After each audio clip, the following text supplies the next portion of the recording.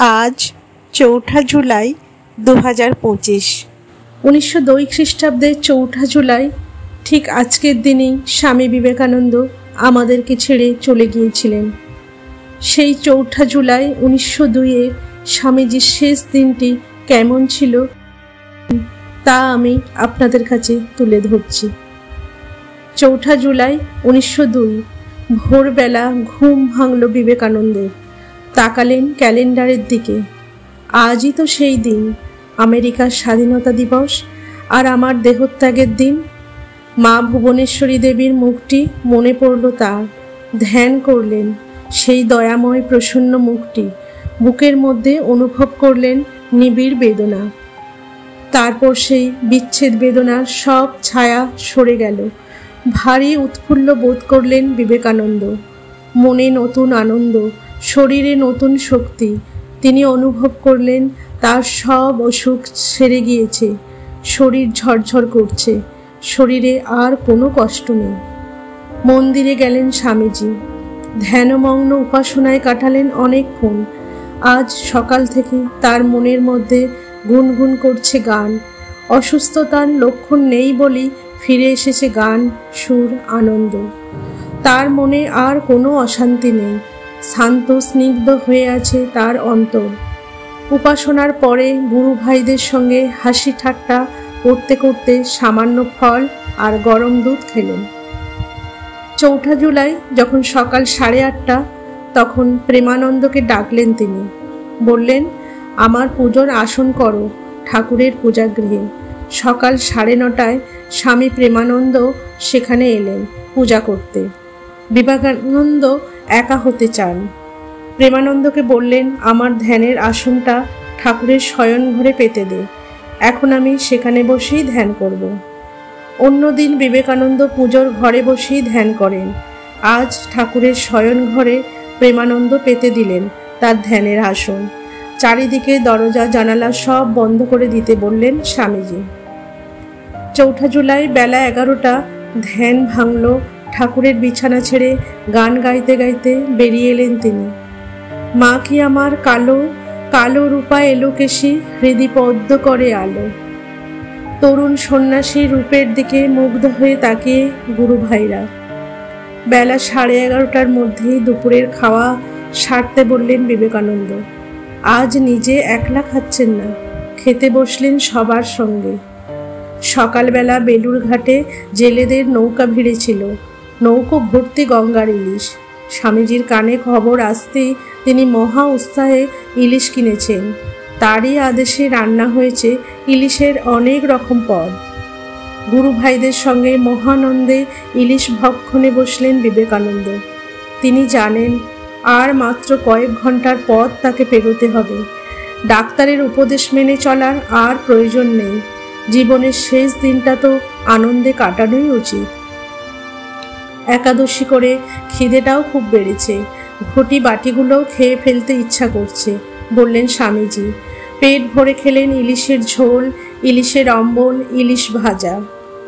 দুপুরে মিনিট 15 বিছানায় গড়িয়ে নিয়ে প্রেমানন্দকে বললেন, সন্ন্যাসীর দিবানিদ্রা পাপ, চলো একটু লেখাপড়া করা যাক। বিবেকানন্দ শুদ্ধানন্দকে বললেন, লাইব্রেরি থেকে শুক্ল যজুর্বেদী নিয়ে আয়। তারপর হঠাৎ বললেন, এই বেদের মহাধরকৃত ভাষ্য আমার মনে লাগে না। আমাদের দেহের অভ্যন্তরে মেরুদণ্ডের মধ্যস্থ শিরাগুচ্ছ, ইড়া ও পিঙ্গলার মধ্যবর্তী যে সুষুম্না নাড়িটি রয়েছে তার বর্ণনা ও ব্যাখ্যা আছে তন্ত্রশাস্ত্রে। আর এই ব্যাখ্যা ও বর্ণনার প্রাথমিক বৃষ্টি নিহিত আছে বৈদিক মন্ত্রের গভীর সংকেতে। মহিধর সেটি ধরতে পারেননি। বিবেকানন্দ এইটুকু বললেই থামলেন। ৪ঠা জুলাই দুপুর 1টা থেকে 4টে, এই 3 ঘন্টা স্বামীজি লাইব্রেরির ঘরে ব্যাকরণ চর্চা করলেন ব্রহ্মচারীদের সঙ্গে। তিনি পাণিনির ব্যাকরণের সূত্রগুলি নানা রকম মজার গল্পের সঙ্গে জুড়ে দিতে লাগলেন। ব্যাকরণ শাস্ত্রের ক্লাস হাসি হুল্লোড়ে পরিণত হলো। ব্যাকরণের ক্লাস শেষ হতেই 1 কাপ গরম দুধ খেয়ে প্রেমানন্দকে সঙ্গে নিয়ে বেলুর বাজার পর্যন্ত প্রায় 2 মাইল পথ হাঁটলেন। এতটা হাঁটা তার শরীর ইদানিং নিতে পারছে না। কিন্তু 1902-এর ৪ঠা জুলাইয়ের গল্প অন্যরকম। কোনো কষ্টই আজ আর অনুভব করলেন না। বুকে এতটুকু হাঁপ ধরল না। আজ তিনি অক্লেশে হাঁটলেন। ৪ঠা জুলাই বিকেল ৫টা। মঠে ফিরলেন বিবেকানন্দ। সেখানে আম গাছের তলায় একটা বেঞ্চি পাতা, গঙ্গার ধারে মনোরম আড্ডার জায়গা। স্বামীজির শরীর আর ভালো থাকে না বলে এখানে বসেন না। আর শরীর মন একেবারে সুস্থ। তামাক খেতে খেতে আড্ডায় বসলেন বিবেকানন্দ। সন্ধে ৬টা, ৪ঠা জুলাই। আড্ডা দিতে দিতে সন্ধে ৬:৩০ হলো। সন্ন্যাসীরা কজন মিলে চা খাচ্ছেন। স্বামীজি ১ কাপ চা চাইলেন। ৪ঠা জুলাই সন্ধে ঠিক ৭টা। শুরু হলো সন্ধ্যারতি। স্বামীজি জানেন আর দেরি করা চলবে না। শরীরটাকে জীর্ণ বস্ত্রের মতো ত্যাগ করার পরম লগ্ন এগিয়ে আসছে।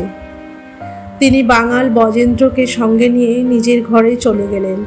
বজেন্দ্রকে বললেন, আমাকে ২ ছড়া মালা দিয়ে তুই বাইরে বসে জপ কর, আমি না ডাকলে আসবি না। স্বামীজি হয়তো বুঝতে পারছেন যে এটাই তার শেষ ধ্যান।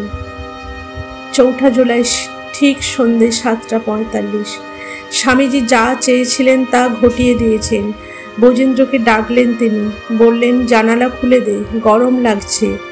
মেঝেতে বিছানা পাতা, সেখানে শুয়ে পড়লেন স্বামীজি, হাতে তার জপের মালা। বজেন্দ্র বাতাস করছেন স্বামীজিকে। স্বামীজি ঘামছেন।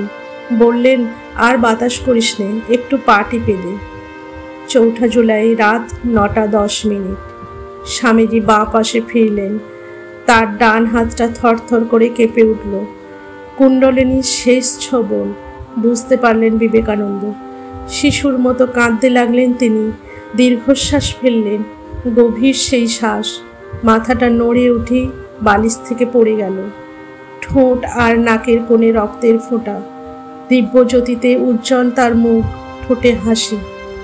চলে গেলেন ঠিক রাত ৯:১০। ঠাকুর তাকে বলেছিলেন, তুই যেদিন নিজেকে চিনতে পারবি সেদিন তোর এই দেহ আর থাকবে না। স্বামীজি বলেছিলেন, তার ৪০ পেরোবে না। বয়স ঠিক ৩৯ বছর ৫ মাস ২৪ দিন। পরের দিন ৫ই জুলাই ভোরবেলা একটি সুন্দর গালিচার উপর শায়িত, দিব্য ভাবদীপ্ত, বিভূতি বিভূষিত বিবেকানন্দ। তার মাথায় ফুলের মুকুট, তার পরনে নবরঞ্জিত গৈরিক বসন। তার প্রসারিত ডান হাতের আঙুলে জড়িয়ে আছে রুদ্রাক্ষের সেই জপমালাটি। তার চোখ দুটো যেন ধ্যানমগ্ন শিবের চোখ, অর্ধ নিমীলিত অন্তর্মুখী অক্ষী তারা। নিবেদিতা ভোরবেলাতেই চলে এসেছেন।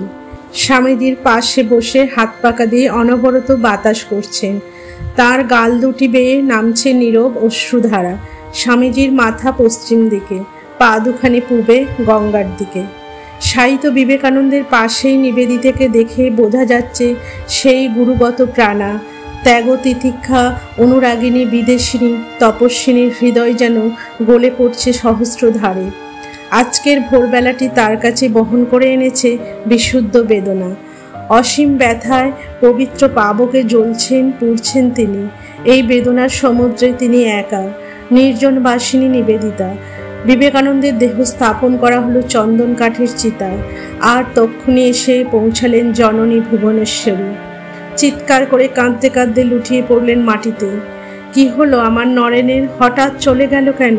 ফিরে আয় নরেন, ফিরে আয়। আমাকে ছেড়ে যাসনি বাবা, আমি কি নিয়ে থাকবো নরেন?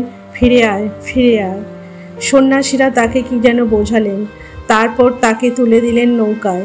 জ্বলে উঠল বিবেকানন্দের চিতা। মাঝগঙ্গা থেকে তখনও ভেসে আসছে ভুবনেশ্বরীর বুক ফাটা কান্না।